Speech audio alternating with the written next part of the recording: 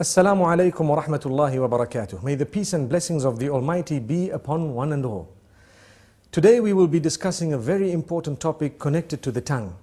The tongue, as you know, is a gift of the Almighty. It is very small in size, but it can create so much havoc and it can cause so much damage that more than any other organ of the body. So it's important for us to know that the Almighty has created this tongue. You know, some scholars say so beautifully, He has put 32 guards that are so sharp around that tongue so that we think 32 times before we actually utter.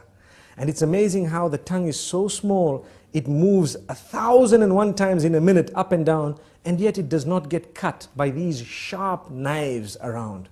This is the gift of the Almighty. So consider it a gift. Use it as a gift. And the reason we say this is to concentrate more on a specific department of the use of the tongue, and that is when it comes to those we mix with, beginning or starting with our wives, our husbands, our family members, our relatives, and then those we interact with, our friends, and so on. What we should know is that the tongue has several different uses. One of them is to taste food, one of them is to speak, and there are so many other uses of the tongue that are there. Some we may know, some we may not know.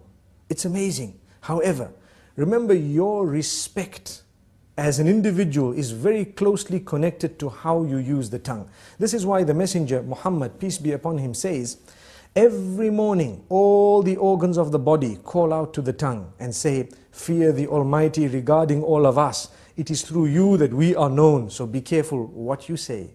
Amazing.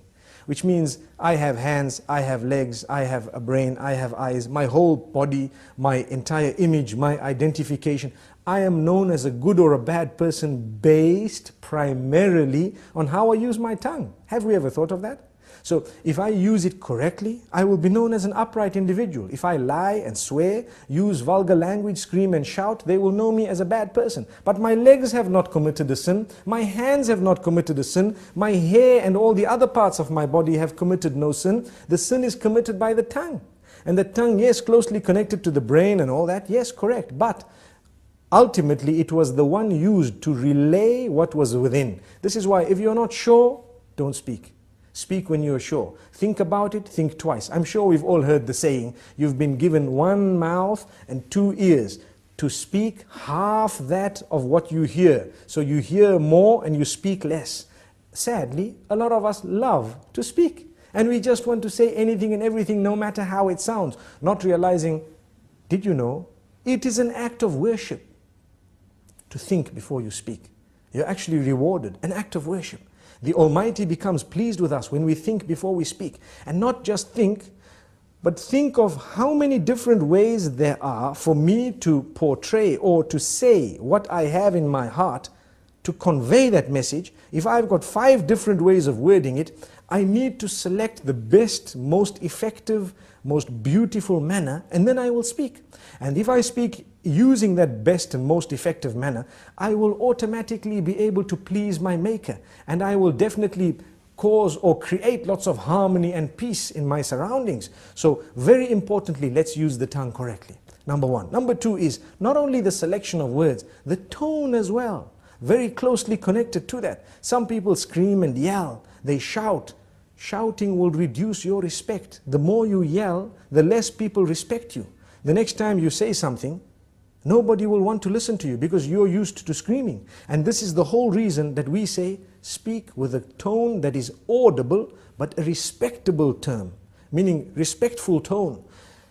You will find, and I'm sure we've all seen this, when someone has a habit of speaking with a calm tone and always relaxed, you will notice immediately that the minute they open their mouths, everyone is silent and listening.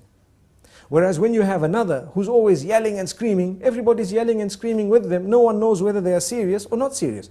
And imagine if you hear a person yell or scream who has never ever done that in his or her life. Automatically you would know that this is something very important because this person does not use this type of language or does not scream. Amazing. So this is the importance of the use of the tongue, how it gives the whole image of who we are just by its use. Sometimes a whole company can come crashing because of a CEO making one statement that is negative or bad. And there are examples of that in history where we've seen this happening because of the abuse or misuse of the tongue. The same way a man who has always been respected can lose all his integrity within a split statement because of how bad it was and how evil it was. So we need to be careful. You are known by your tongue. Let us be careful how we use this tongue. We'd like to give a few more examples. Within the home, it is an act of worship to say words, to create the words and to utter words that will bring about a smile on the faces of your children and family members, your spouse primarily. Did you know that it is actually an act of worship to come home and utter words of goodness, sweet words, beautiful words, make people feel appreciated, make them feel wanted, make them feel the bond? And it is the tongue that makes us really connect to one another. And this is why we say it is an act of worship. So many people do not realize it's a charity to say a good word. A good word is a beautiful charity. We come home, we're silent.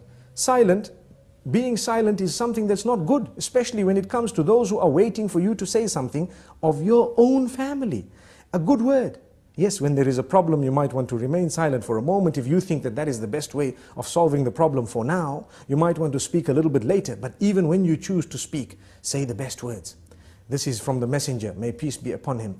And we always tell people charity begins at home. Sometimes we are very careful of our tongues outside the door. Whereas when it comes to in the home, those who work for us, those who live with us, those who are the closest to us in terms of family and so on, they are so worried of us opening our mouths because every other word is a swear word. Every other word is a lie.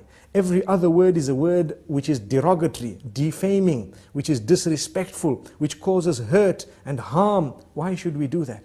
A good Muslim will never utter words that are hurtful to others. There is no need to do that. Even if you disagree, if you disagree with someone, you do not need to utter words that are hurtful to them, belittling them, making them feel like they are not worth it. Sometimes maybe the good statement from your mouth might actually make them change their minds and come on to what you had because you were so good. You came forward so beautifully. This is the religion. This is what we have been taught. Now let's ask ourselves, do we as Muslims really follow these teachings? We call ourselves Muslims. A lot of the times we swear so much that even those who are not Muslim are embarrassed. And it gives the wrong image of the teachings of the beloved messenger. May peace be upon him. And may the peace be upon all the other messengers. We shouldn't be doing this because we have the responsibility of portraying the correct image of the teachings of the Almighty. And these teachings primarily begin with a good tongue. The messenger, when he was sworn, he did not swear back. He never swore back.